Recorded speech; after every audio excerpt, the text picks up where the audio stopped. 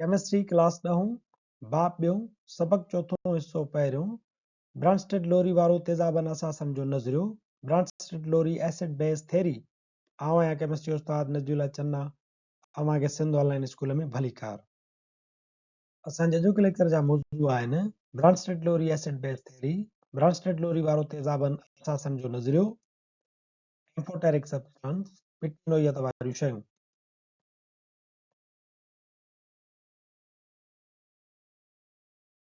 In a previous video lecture on Arrhenius acids and bases, we learned that an Arrhenius acid is any species that can increase the concentration of hydrogen ion in an aqueous solution, and an Arrhenius base any species that can increase the concentration of hydroxide ion in aqueous solution. असां पंहिंजे पोएं video lecture में इहो सम्झी आयासीं त RNS जा तेज़ाब अहिड़ियूं शयूं हूंदियूं आहिनि जेकी पाणीअ वारे ॻार में हाइड्रोजन आयन जी कंसंट्रेशन में इज़ाफ़ो कनि ऐं आरएनएस जा असास उन्हनि शयुनि खे चइबो आहे जेकी पंहिंजे पाणी वारे ॻार जे अंदरि हाइड्रोक्साइड आयन जी कंसंट्रेशन में इज़ाफ़ो कनि।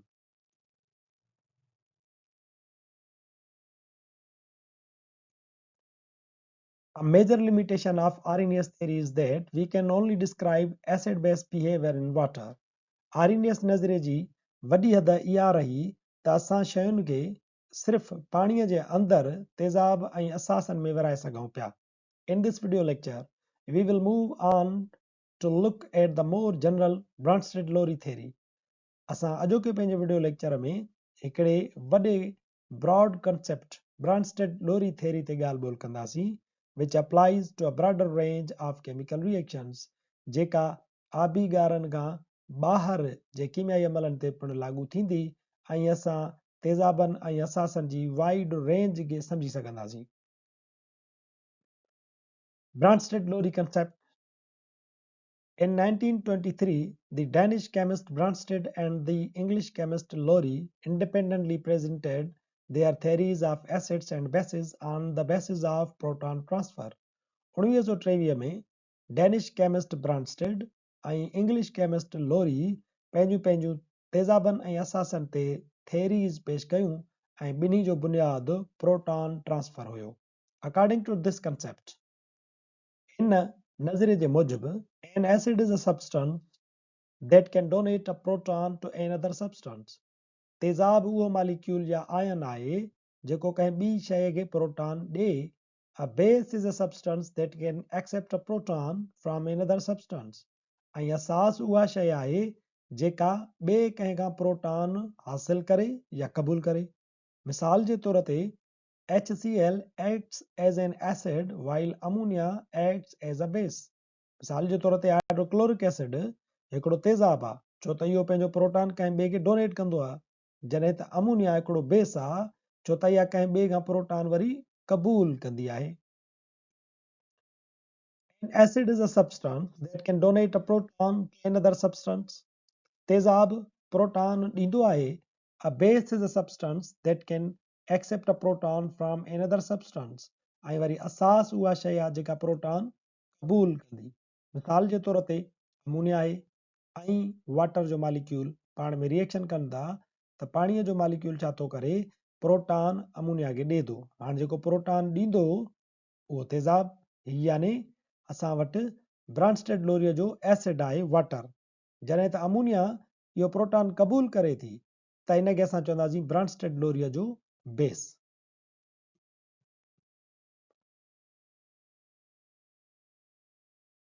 In terms of chemical structure, this means that any Bronsted-Lowry acid must contain a hydrogen that can dissociate as hydrogen ion. कीमियाई बनावत जे बुनियाद ते जेकॾहिं ॻाल्हि कयूं त ब्रांस्टेड-लोरी जो तेज़ाब घटि में घटि पाण वटि हिकिड़ी हाइड्रोजन ज़रूर रखे जेका प्रोटॉन जे तौर ते उन मां टुटे। In order to accept a proton, a Bronsted-Lowry base must have at least one lone pair of electrons to form a new bond with the proton.